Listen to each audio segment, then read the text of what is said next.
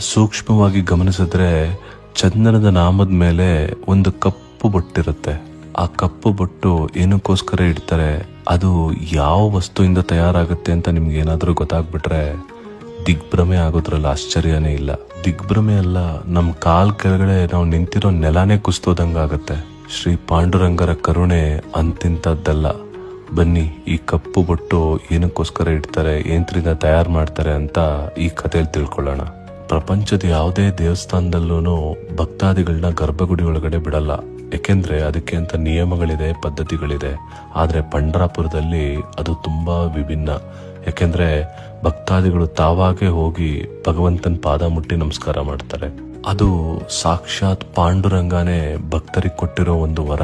ಶ್ರೀ ಪಾಂಡುರಂಗರನ್ನ ದರ್ಶನ ಮಾಡ್ಕೊಳ್ಳಕ್ಕೆ ಪ್ರಪಂಚದ ಮೂಲೆ ಮೂಲೆಗಳಿಂದ ಭಕ್ತಾದಿಗಳು ಜನಸಾಗರೋಪಾದಿಯಲ್ಲಿ ಬರ್ತಾರೆ. ಪಂಡರಾಪುರದಲ್ಲಿ ಇನ್ನೂ ಒಂದು ವಿಶೇಷ ಏನು ಅಂದ್ರೆ, ಭಗವಂತ ಹೇಳ್ತಾರೆ, ನಾನಿಲ್ಲಿ ನಿಂತಿರೋದು ಭಕ್ತರಿಗೆ ದರ್ಶನ ಕೊಡೋದಕ್ಕೋಸ್ಕರ ಅಲ್ಲ, ನಾನೇ ನನ್ನ ಅಪ್ರತಿಮ ಭಕ್ತರನ್ನ ದರ್ಶನ ಮಾಡ್ಕೋಬೇಕು, ಅದಕ್ಕೋಸ್ಕರ ನಾನು ಕಲಿಯುಗದಲ್ಲಿ ನಿಂತಿದ್ದೀನಿ ಅಂತ ಹೇಳ್ತಾರೆ. ಆದ್ರೆ ಸ್ವಾಮಿನ ನೋಡಕ್ಕೋಸ್ಕರ ಲಕ್ಷ ಕೋಟಿಗಳಲ್ಲಿ ಜನ ಬರ್ತಾರೆ.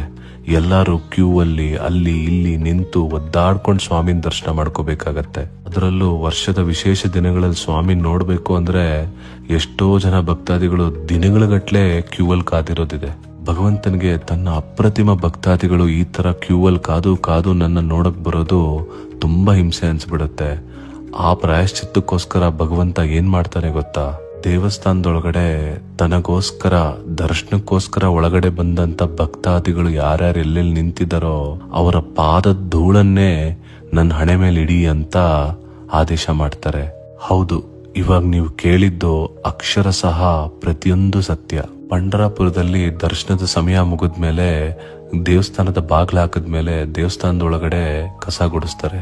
ಕಸ ಗುಡಿಸಿ ಬಂದಂತ ಭಕ್ತಾದಿಗಳ ಪಾದದ ಧೂಳನ್ನ ಒಂದ್ ಕಡೆ ಜಲ್ಡಿ ಹಿಡಿದು ತೆಗೆದಿಡ್ತಾರೆ. ಆಮೇಲೆ ಆ ಭಕ್ತಾದಿಗಳ ಪಾದದ ಧೂಳನ್ನ ತಗೊಂಡು ಪರಮ ಪವಿತ್ರವಾದ ಚಂದ್ರಭಾಗ ನದಿ ನೀರಿನ ಜೊತೆ ಬೆರೆಸಿ ಒಂದು ಪೇಸ್ಟ್ ತರ ರೆಡಿ ಮಾಡ್ಕೋತಾರೆ. ಮಾರನೇ ದಿನ ಸ್ವಾಮಿಗೆ ಅಲಂಕಾರ ಎಲ್ಲ ಮುಗಿದ್ಮೇಲೆ ಚಂದನದ ನಾಮ ಇಡಲಾಗತ್ತೆ.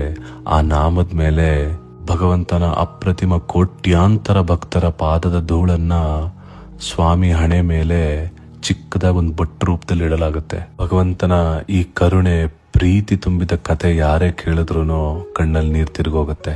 ಸ್ವಾಮಿಯ ಮಹಿಮೆಗಳು ವರ್ಣನಾತೀತ, ನಮ್ಮ ಊಹೆಗೂ ಮೀರಿದ್ದು. ಇಂಥ ಪವಾಡನ ಯಾರು ಊಹಿಸ್ಕೊಳ್ಳಕ್ಕೂ ಸಾಧ್ಯ ಇಲ್ಲ.